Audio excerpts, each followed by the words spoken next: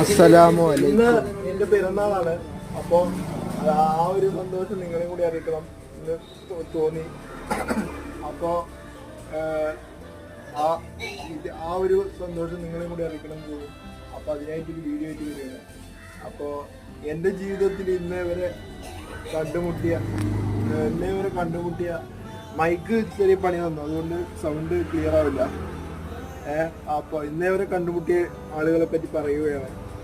അവരെ പറ്റി പറയുകയാണെന്നുണ്ടെങ്കിൽ എൻ്റെ ജീവിതത്തിൽ ഇന്നേ വരെയുള്ള വിജയം എന്ന് പറയുന്നത് എൻ്റെ പച്ചയായ സൗഹൃദങ്ങളാണ്, പച്ചയായ സുഹൃത്തുക്കളാണ്, എന്നെ മനസ്സിലാക്കി എൻ്റെ കൂടെ നിന്ന ആളുകളാണ്.